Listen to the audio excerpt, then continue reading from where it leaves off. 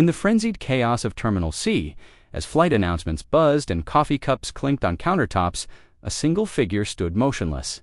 Sergeant Thomas Keene, tomb guard. His uniform was impeccable, midnight blue, jacket pressed razor-sharp, white gloves, pristine shoes, shining like glass under the fluorescent glare. But beneath that, composed facade, lived a storm of duty, memory, and a promise made far from this airport's polished floors. Thomas wasn't just a soldier escorting a fallen comrade. He was a keeper of sacred tradition. And today, that tradition was about to be tested. Just beyond the automatic doors, AC-17 military transport had landed 20 minutes early. Inside its belly was a casket, flag-draped, solemn, silent, carrying the body of Corporal Adrian Ruiz, 22 years old, killed by an IED in northern Syria. But he never did. Thomas had met Adrian on deployment 2 years ago. Their bond wasn't forged over coffee in the mess hall or friendly sparring in PT drills. It was formed under fire.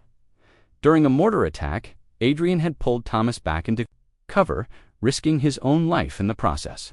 "You owe me a beer when we're back." Adrian had grinned through the dust and chaos. That beer never happened. Adrian had saved his life. And now, Thomas was going to make sure his was honored with everything the military and this country could offer. No shortcuts, no back entrances. Stood beside her husband Marco and 8-year-old daughter Isabel. Janet clutched a worn photo Adrian on his graduation day from boot camp, grinning beneath his cap, eyes full of pride. Marco kept adjusting his watch, not out of habit, but nerves. And little Isabel, she held tight to the American flag, her brother had once sent her from overseas. "Mom," Isabel whispered, "do you think Adrian can see us?" Janet squeezed her hand. "He sees everything now, baby." A few gates down, Airport Logistics Manager Douglas Byrne scrolled through his tablet with a scowl. And now this, a full military escort walking through the center concourse. His screen flashed with red alerts. "No way," he muttered. "Not during peak departure." Byrne snapped at his assistant. "Redirect them through loading dock 4. That's what it's for." These military types love their processions. But we're not running a parade. His assistant, Clara, hesitated. "But this escort's a tomb guard, one of the guys from Arlington." "So what?" Byrne shot back. "That doesn't give him a license to clog up terminal traffic. We've got airlines screaming about delays. Get them through the back." Meanwhile, Thomas had just finished briefing with the tarmac detail. As the casket was transferred from the transport, he stepped forward and laid a single white rose on top of the flag, a personal tribute for Thomas. This wasn't a duty. It was repayment, and the only thing he feared more than war was failing to keep his promise. Back inside, Clara reluctantly radioed the change to Thomas. "Redirect confirmed. Please reroute through Service Tunnel 3A to ground exit 4. Thomas." Paused. "No," he said, without hesitation. Static crackled on the radio. "Sergeant Keene, please confirm, reroute." He raised the mic slowly. "Negative. Escort will proceed through the central concourse, as approved, as requested by the family." Sergeant Clara's voice came back tense. "Manager Byrne has ordered. Manager Byrne doesn't decide how we honor the dead," Thomas replied, his voice calm but granite. "The United States Army does. Corporal Adrian Ruiz will pass through this terminal as a soldier, not a box of cargo." He clipped the radio back to his belt and motioned to the honor guard. "Move out." The airport's floor hummed with suitcase wheels and murmuring crowds. People stopped. Conversations hushed. Phones slowly lowered. A solemn silence rippled, like a wave. And then, through Gate 7, the casket appeared. People turned, confused at first.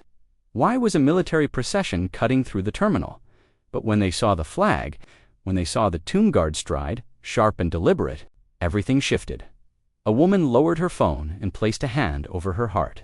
A group of teenagers filming TikToks stopped mid-dance, stunned. A pilot waiting for his boarding crew removed his cap and stood tall. And tablet clutched like a sword, he intercepted the path. His voice was sharp, laced with annoyance. "You need to reroute, Sergeant. This area's off-limits for this kind of transfer." Thomas stopped, turned slowly. "This isn't a transfer," he said. "It's an honor." Byrne gestured toward the corridor. Thomas stepped closer. His tone didn't rise. It didn't need to. You're asking me to move a fallen soldier through the loading dock, past janitors and trash bins, as if he's a logistical burden. It's protocol. It's convenience, Thomas interrupted. But honor isn't convenient. By now, people were gathering, not out of curiosity, but solidarity. A young boy removed his baseball cap and clutched it to his chest. An elderly woman whispered to her husband, "He's one of the Arlington Guards," and from behind, Janet Ruiz approached. Byrne turned to stop her, but something in her face made him pause. She was grief and steel in one. "My son died for this country," she said. For a long moment, the entire terminal stood still. The buzz of departure boards, the echo of overhead announcements, all of it faded into the background. His right hand, still gloved in white, hovered protectively over the casket, his eyes cold and unwavering, locked with Douglas Byrne's. "This is not negotiable," Thomas said quietly, but the weight of his words dropped like steel. Byrne clenched his jaw, fighting to reclaim authority. "You're making a scene, Sergeant? This is an airport, not a battlefield." Thomas took a step forward. "You're right, and that's exactly why this matters." Behind them, travelers once just nameless passersby in a transit hub had formed an invisible barrier. They weren't part of any official formation, but instinctively, they had aligned along the edges of the concourse. Children peeked from behind parents. Veterans straightened their backs. Even the baristas in the nearby coffee shop stepped out from behind the counter. Aprons still on, heads bowed, Janet Ruiz stood with Isabel by her side. She didn't cry. She looked not at Byrne, not at the growing crowd, but at her son's casket. The way a mother sees a crib or a childhood drawing taped to a fridge, "Something eternal," she whispered. Thomas nodded slightly, as if hearing her without needing the words. Byrne raised his radio. "Security, I need assistance at Gate 7. But before his call could be answered, another voice cut through the air, a measured, commanding voice. That didn't ask for attention, it claimed it. "Stand down, Mr. Byrne." The crowd turned as a woman stepped forward from the side gate, tall, composed, with hair pinned back in military precision. Her name badge read Captain L. Harrington, Airport Director. But more telling was the insignia discreetly stitched into her lapel, "Retired U.S. Army Airborne." She had seen war, and she understood what this moment was. Byrne hesitated. "Captain, with all due respect." "With all due respect," she said sharply. "I gave the order to allow the main concourse procession, and now I'm enforcing it." She turned to Thomas, her voice softening. "Sergeant Keene, proceed, as you see fit." Thomas offered the barest of nods. A soldier's nod, then turned back to the honor guard. Forward, slow pace. They moved. The corridor formed in silence, like something ancient remembered. From the gate to the exit doors, a human passage opened. No instructions were given, no signs were held. And yet, like a wave that knows when to crash, the crowd simply shifted.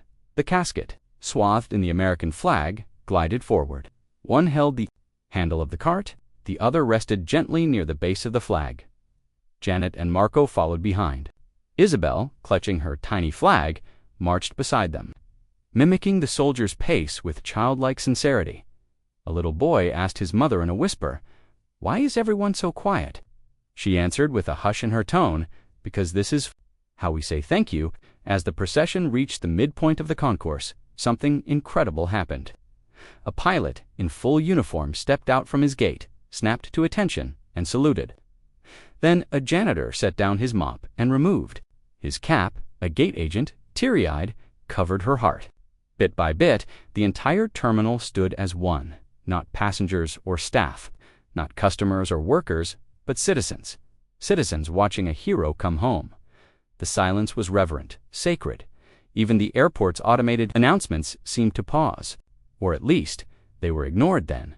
As they neared the exit, Thomas felt that surge of weight. Not physical, but emotional. The burden of memory, the finality of a promise kept. He had walked this walk before, at Arlington, under rain and sun, in front of silent tourists and weeping families, but never like this, never through a civilian space, never with this much resistance, never with this much meaning. And that's when he saw him. Near the terminal exit, just before the transfer to the waiting hearse, stood a figure in civilian clothing. He was tall, older, posture ramrod straight, despite the years etched into his face. A quiet authority radiated from him. His name was General Aaron McKinley. 4 stars, now retired.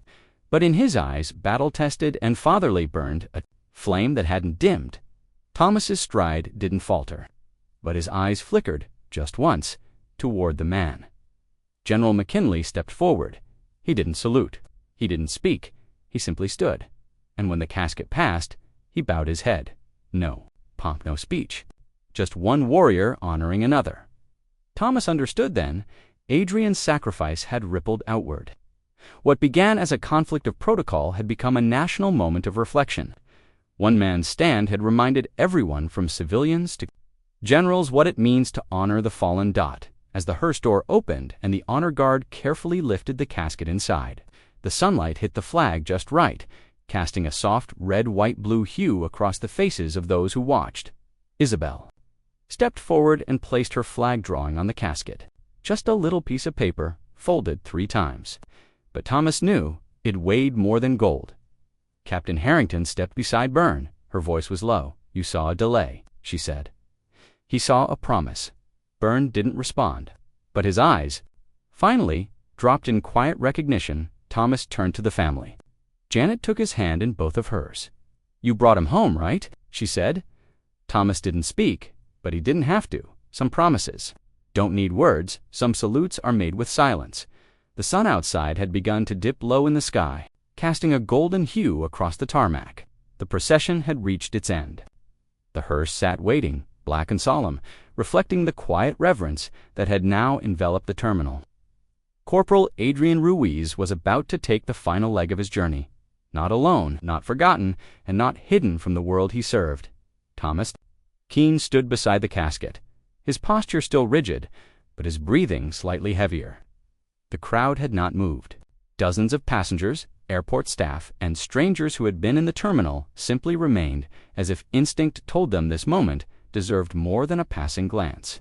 It deserved their presence. Janet stepped up first. Her hands shook as they touched the edge of the flag, not lifting, not adjusting, simply laying over it with a tenderness only a mother could summon. Marco followed silent, his broad shoulders trembling as he whispered a quiet prayer under his breath. Isabel, holding nothing but a small daisy she'd picked from a nearby planter, stood on her toes and placed it gently near the seal. "Love you, Adrian," she whispered. "You kept your promise." Thomas stepped back, giving the family space, though every second drove the blade of grief deeper. He'd escorted many soldiers in his years as a tomb guard, but this was the first one who had saved him, the first one whose laugh still rang in his dreams, and the first whose promise had forced him to confront not just grief, but resistance, bureaucracy, and disbelief, and still stand firm. The honor guard lifted the casket one final time. Their movements were slow, deliberate, as though they carried not just a man, but a legacy. As the casket was secured inside the hearse, Thomas turned toward the crowd. He did not speak. Instead, he stood at attention.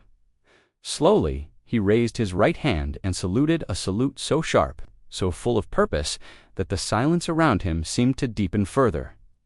And one by one, people responded. A veteran in a wheelchair struggled to his feet, his hand shaking in salute. A flight attendant wiped her eyes and placed her hand over her heart. A young man removed his cap, though he was not military, just moved. Even Douglas Byrne, once so obsessed with flight metrics and gate flow, stood motionless, his clipboard long gone, his eyes red-rimmed and distant. He stepped forward slowly, stopping near Thomas. "I didn't understand," Byrne said, voice thick with humility. "I saw minutes and gates. You saw something bigger." Thomas nodded once. "We all need reminders sometimes," Byrne's voice lowered. "You gave them one." The hearse began to move, its engine humming low like a hymn as it rolled away. Down the service road, the entire corridor remained still. No one boarded planes. No one resumed conversations. It was as if time had paused to honor the fallen.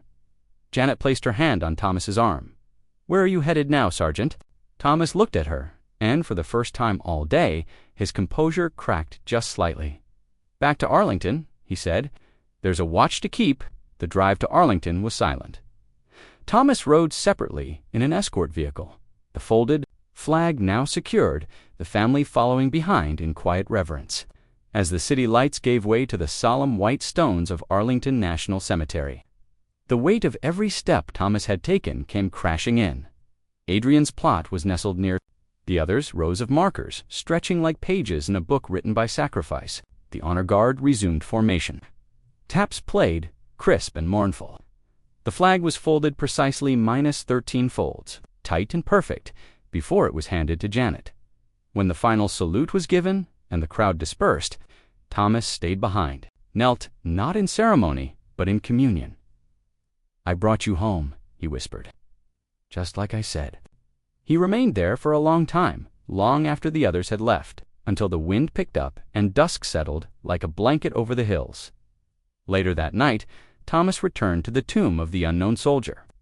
The moonlight bathed the marble in silver, the air cool and quiet. He resumed his post, 21 steps. Pause, turn, 21 steps. Again, it was more than routine. It was a rhythm of remembrance. Each step echoed with names, some known, many not. And now, one more had joined them. Not in anonymity, but in honor. Somewhere beyond the gates of Arlington, a little girl was falling asleep with a folded flag on her shelf and a daisy pressed into a book, somewhere in an airport terminal. Travelers would pass the same stretch of hallway and wonder why it felt different, not haunted, but held. And somewhere inside Sergeant Thomas Keene, the fire of duty burned brighter than ever. Because promises, once made, don't expire with a folded flag. They live on in silence, in ritual, in the courage to stand firm when no one else will. This story isn't just about Adrian Ruiz, the fallen soldier, or Thomas Keene, the man who brought him home. It's about every single soul who carries the unseen weight of sacrifice, and the rare few who refuse to let that weight be forgotten. Because sometimes, in a world moving too fast, it takes one soldier standing still to remind us all what really matters. And when you walk past a uniform, or a folded flag, or the tomb itself, remember this: you're not just passing a monument, you're passing a promise kept. This is Hidden Sparks, and we tell stories not just to remember, but to make sure the world never forgets.